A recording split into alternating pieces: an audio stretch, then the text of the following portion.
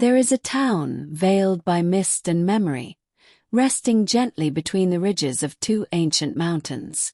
Its name, Vellora, a place where time isn't measured by the tick of a clock, but by the whisper of wind through the trees, and the distant chime of bells carried through cold air. Some people find this place on a map. Others are called to it. On a morning just shy of spring, Vellora stirred under soft golden light. The cobblestone streets glistened, still damp from dawn. Chimneys exhaled the warmth of sleepy homes. The scent of fresh bread mingled with pine and dew. Two souls arrived that morning, strangers to each other, yet tethered by something neither could explain.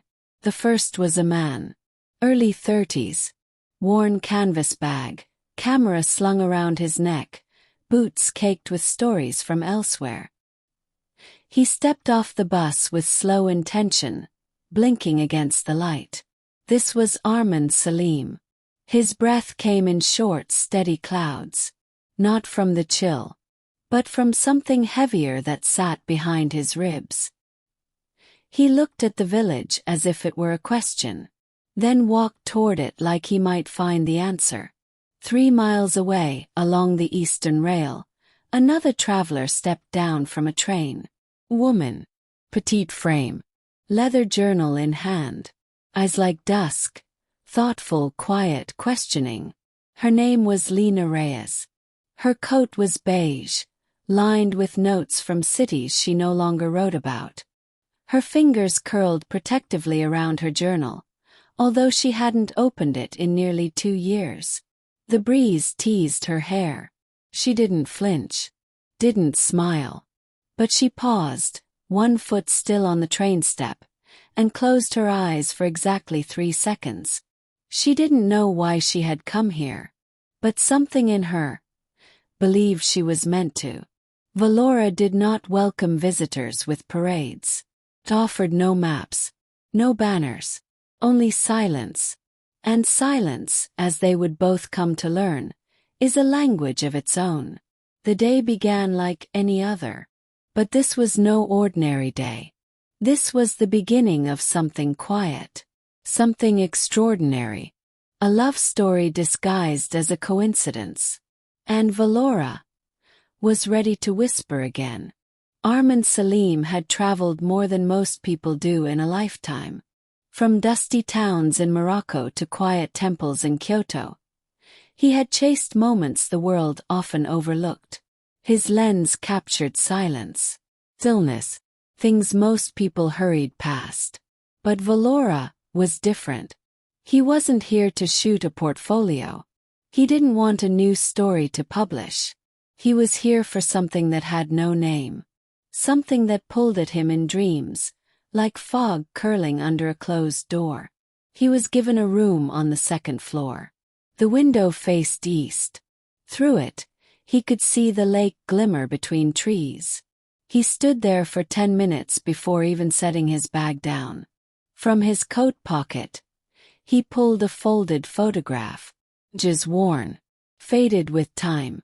It was of him and his brother Faisal, taken 3 years ago in the Northern Highlands. A moment caught during laughter. Rare, candid, irreplaceable. Faisal had disappeared on a trek 2 years later. The mountain never gave him back. No search found a body. No message was ever received. Just absence. A silence deeper than anything Armand had photographed. The guest house smelled of cedarwood and something baking. Armand laid the photo gently on the bedside table, as though it might break. Then he opened his sketchbook. He hadn't drawn in a long time. He used to sketch shadows before taking pictures, said it made him see better. But lately everything had gone gray, flat. That morning, he walked the edge of the village with his camera in hand. But he didn't take a single photo. Instead he watched. An old woman sweeping her doorstep. A dog sleeping beside a fountain. A paper sign swinging from a nail above a tea house. Open only when the wind permits. It made him smile. Just slightly. He passed a boy flying a yellow kite. The boy nodded at him. Armin nodded back. But neither spoke. Vellora had that effect. At noon, he sat on a bench overlooking the lake. He didn't raise his camera. He didn't move. He simply breathed, 1 second at a time. He stayed there until shadows stretched long, and the color of the sky began to turn from blue to rose. That was the thing about grief. It wasn't loud. It wasn't theatrical. It lingered, soft as mist, sharp as broken glass under bare feet. And Armin had been walking barefoot for a long time. Lena Reyes stepped off the train as though waking from a dream. Her feet met the cracked stone platform, but her heart was still 1,000 miles behind. In a city where the calendar stopped moving. She had once been the voice of distant lands, the kind of writer whose words made strangers book tickets and change their lives. But ever since the accident, her own life had stood still. 18 months ago her fiancé Daniel had died. It wasn't fair. It wasn't expected. It wasn't even real. Not to her, not fully. She stopped writing. Stopped traveling. Stopped living. Her editor, a hopeful woman who still believed in healing, had suggested this trip. Go somewhere small, she said. Somewhere where no one knows your name, and the air smells different. So Lena packed one suitcase, left her deadlines behind, and boarded a train to Vellora. She didn't know why she chose Vellora. She didn't even remember booking the ticket. But something about its name lingered in her chest like the echo of a lullaby. She walked past the cafe where an old man was writing letters with a fountain pen. Past a bakery whose windows held cinnamon dreams. Past people who smiled, not with their teeth but with their eyes. The guest house was small, clean in a way that felt loved, not polished. The woman at the counter handed her a brass key and said only, "You'll like the 3rd floor. It listens better." Lena blinked, but didn't ask. In her room she found silence. Not the sharp, bitter kind she had grown used to, but the kind that wraps around you like a blanket. The kind that doesn't ask questions. She opened her journal. Still blank. Not a word written since Daniel. That afternoon she wandered. Not to explore. Just to breathe. She followed the wind. Through streets that whispered of things lost and found. Past murals half-faded and stories painted in tiled mosaics. And then, without knowing how she got there, she found the lake. Something shifted. Not loudly. Not visibly. But like the moment a locked door clicks open. Soft but final. She uncapped her pen. The wind blew. The lake shimmered. And then she wrote. Healing isn't loud. It's the silence between 2 breaths. It wasn't much. But it was hers. Vellora didn't ask her to move on. It only asked her to listen. And on that first day she did. The 3rd morning in Vellora began like the rest. Quiet, damp with dew, scented faintly of pine and parchment. But Armin Salim felt something different in the air as he stepped out of the guest house. The streets were beginning to feel familiar, each turn now less like a maze and more like memory. He walked without his camera today. Instead, his hands were in his coat pockets, and his eyes watched the sky instead of the cobblestones. And that's when he saw it. A crooked sign hanging by 2 rusted chains. Whispers and pages. It didn't look like a place of importance. Just another shop nestled into the folds of this old village. But something about the lettering, the curve of the ampersand, pulled him in. He hesitated before pushing the door open. A small bell jingled. Not loud. Just enough. Inside the world exhaled. The air was heavy with old paper, leather bindings, and lavender-scented candle wax. Sunlight streamed through stained glass windows in fractured rainbows. It was the kind of place where time forgot to chase you. Armin ran his fingers along a shelf lined with forgotten classics, their spines worn thin by hands long gone. Titles in English, Urdu, Italian. Some handwritten, some barely legible. He moved to a corner marked Poetry of the Forgotten. There, wedged between two tilted volumes, was a pale green book with gold-foiled edges. Echoes Beneath the Wind. He didn't know the author. He didn't need to. He opened it halfway. The pages smelled like cedar and ink. And tucked neatly inside, between page 96 and 97, was a folded sheet of yellowed paper. Not a receipt. Not a bookmark. Letter. The edges were curled with time. The handwriting leaned gently to the right. Ink faded but graceful. He unfolded it carefully. If you find this, you were meant to. Some hearts find rest in quiet towns. Others leave pieces behind. No name, no date, no address. He read it again, then once more. It wasn't profound in structure, didn't rhyme, didn't scream, but it stirred something inside him. Something he hadn't felt in months, perhaps years. A strange comfort, like being understood by someone who had never met you. He looked up, half expecting someone to be watching. But the shop was empty, except for a gray cat sleeping on a pile of antique encyclopedias. He slipped the note into his sketchbook. Not the back pocket. Not his wallet. His sketchbook where he kept the real things. He remembered another note. One his younger brother had once written on a napkin. You see the world better than most people ever will. So don't stop looking. It had been pinned to his apartment wall for years. It had survived 3 moves, 1 heartbreak, and a flood. But when his brother went missing 2 years ago on a solo trek in the north, that note felt less like encouragement, and more like a memory on the edge of disappearing. Now, standing alone in this ancient bookstore, it was as if the town of Vellora had reached into that same thread of memory, pulled it gently, asked him to look again.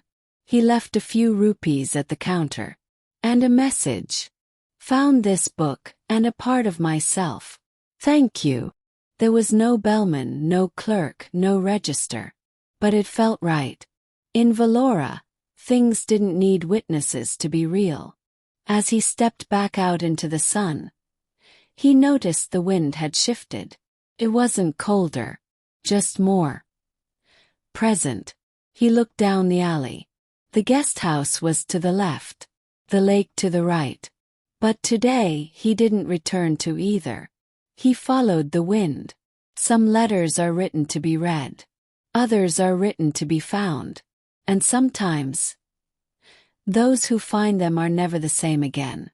The lake lay still, like glass holding the reflection of the world too gently to disturb it. It was Lena's 3rd morning in Vellora. She hadn't written a single word until now. But today, something felt different. She walked alone, not as an escape, but as a quiet return. The path from her guest house to the lake twisted through pine woods that whispered softly with every breeze. She liked how they didn't ask questions. How the air smelled of damp earth and distant jasmine. How, for once, silence didn't feel like loneliness, but possibility. A fisherman hummed a lullaby from a boat moored near the edge. The hum floated across the water like a memory unspoken. Lena sat on a crooked bench beneath a tree that looked older than the town itself. She reached into her satchel and pulled out the same leather journal she'd carried since the accident. Untouched, unopened, unwritten. She brushed a leaf off its cover and flipped it open. The pages stared back at her, blank, waiting. She had stared at them many times before. They had always stared back, accusing. But today, something inside her shifted. Her hand hovered over the paper. She didn't force the words. She didn't try to shape the pain. She just let it speak. And quietly, like a soft breath in winter, her pen moved. Healing isn't loud. It's the silence between two breaths. It's not about forgetting. It's remembering without breaking. It's carrying love in a different way. Her fingers trembled. But her heartbeat steadied. For the first time in 18 months, Lena wrote.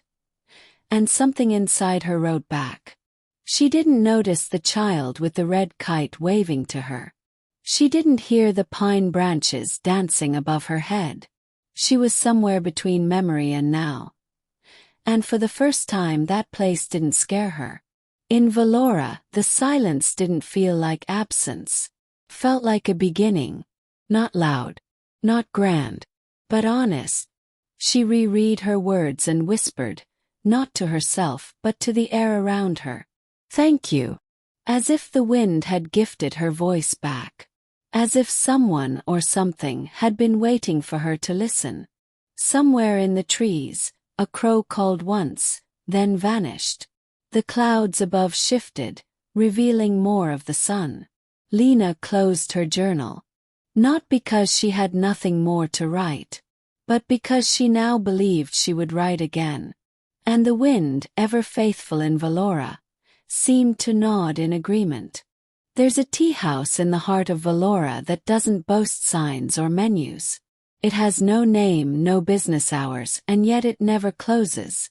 Locals call it the Lantern, because of the soft amber glow that spills from its windows long after sunset. Inside, time slows even more. The walls are lined with shelves of mismatched cups, hanging herbs and hand-drawn portraits, some of people who never left town, some who never came back. On this evening, a fine drizzle tapped gently against the windows, a lullaby for the soul. Lena stepped in first, brushing rain from her coat, her eyes scanning the small tables lit by flickering candles. Armin arrived moments later, unaware they had both chosen the same escape from the evening chill. There were 6 tables.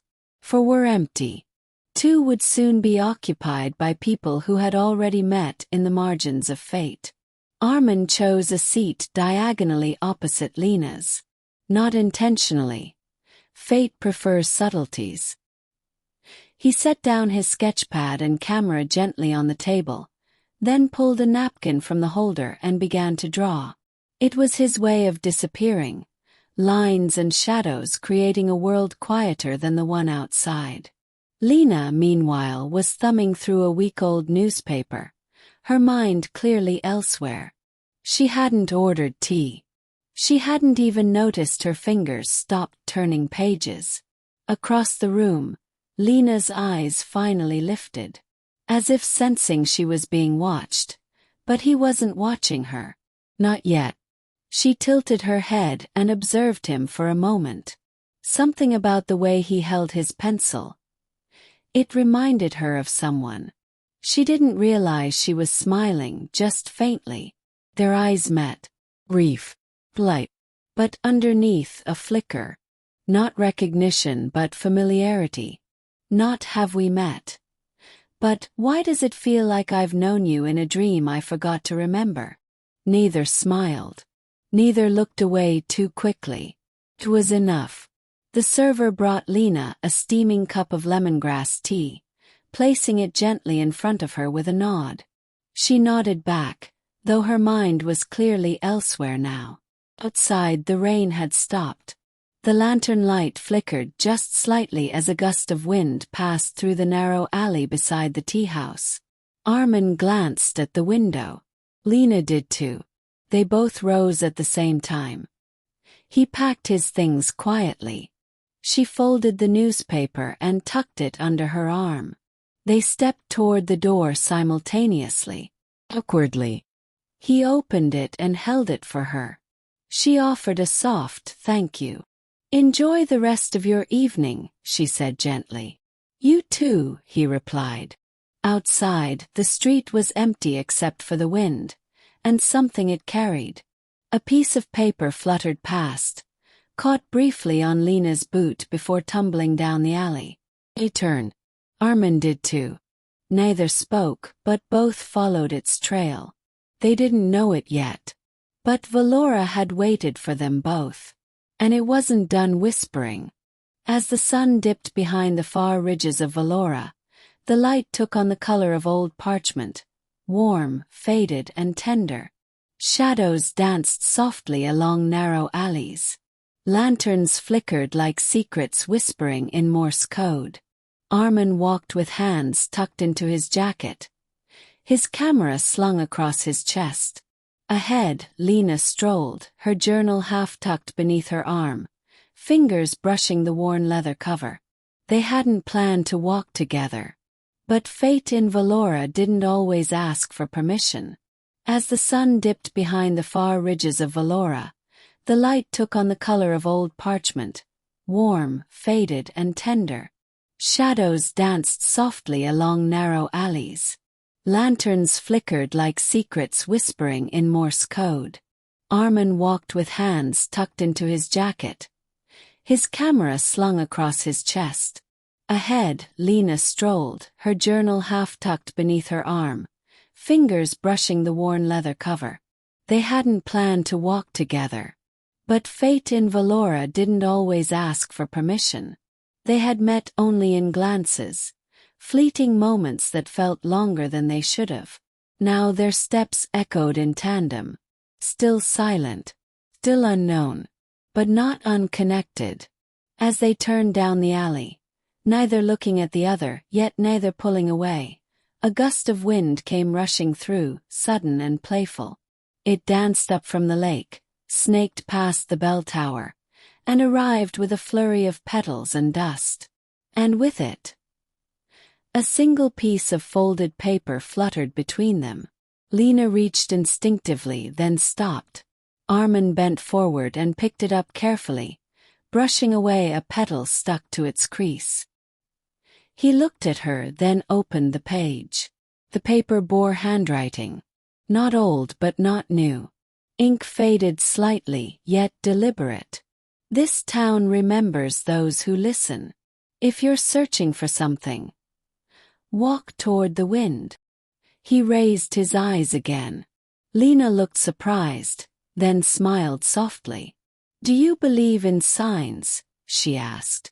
Armin considered, then said quietly, sometimes. But I think signs believe in us first. There was a beat. A stillness in the alley that felt heavier than silence. The kind of pause that came before something meaningful. Lena reached into her journal and tore out a blank page. With a quiet whisper she wrote, "Wind doesn't forget, nor do the hearts that follow it." She folded it, placed it between the stones of the wall, and looked up. "Maybe someone else will need a sign tomorrow," she said. Armin smiled, genuine. This time not weighed down by memory. They began walking again. Not side by side. Not hand in hand. But closer than they had ever been. In a quiet blur of memory, Armin remembered another alley. One from 2 years ago. His brother had once left a message, written on a napkin during a family trip. Every photograph is a conversation with time, so take the picture. He had laughed then carelessly, but now the wind whispered the same sentiment. He reached for his camera and captured Lena walking ahead. The shutter echoed once, crisp, confident. Lena turned when she heard the click. She didn't ask. She didn't need to. Armin lowered the camera. She smiled again. They said nothing. But Vellora had heard. And the wind kept their secret. That evening, Vellora sighed into the night. Another message carried by the breeze. Another pair of souls nudged gently forward. The town didn't always offer answers. But it always offered the chance to ask the right questions. And this, perhaps, was only the beginning. The stars were late to arrive that evening. But when they did, they appeared shyly, one at a time, above the silhouette of Vellora. The town below slept in flickers of amber light. Paper lanterns swung gently, whispering old lullabies to the wind. Footsteps had faded, teacups had stilled, and yet 2 windows remained lit. Armand stood at the edge of the arched stone bridge, camera hanging unused around his neck. Below him, the river murmured like it carried stories, soft and slow. His fingers gently traced the edges of the 2 notes he'd found that week. One inside a poetry book, the other dancing on the wind between him and Lena. Different handwriting, different tones, but they whispered the same message. He unfolded them again and read silently. Some hearts find rest in quiet towns. Walk toward the wind. Was it coincidence? Or something else? His breath formed small clouds in the cold. But his thoughts were far from frozen. Inside her room above the tea house, Lena sat curled on a wooden stool. The window beside her was wide open. A shawl around her shoulders, a journal in her lap, and a candle flickering beside her like a heartbeat. She had written for hours. Not stories, just thoughts, impressions, feelings. Pages once dry were now full, some with scribbles, some with poetry, some with lines that made her pause and reread. She flipped to a blank page and wrote slowly. Day 1. Found a letter. I saw a stranger. And I heard something I had forgotten. My own voice. She stopped, tapped the pen and looked out. And as if on cue, she saw him. The man from the bookstore. Tea house. The alley. Armand stood still, a silhouette beneath the stars. Not posing. Not performing. Just present. She didn't wave. He didn't look up. But still something passed between them. Like a ribbon of unspoken understanding carried by the night air. Far off, a wind chime rang once. Then twice. Then again. And the wind began to move. Not strong but sure. Lanterns bobbed. Leaves whispered. Curtains fluttered. The pages in Armand's sketchbook turned without touch. The candle beside Lena flickered more brightly. And then, both of them, without planning it, wrote the same line in separate places. Somewhere something has begun. 2 strangers. One whispering town. Threads of pain. Threads of wonder. And the beginning of something neither expected.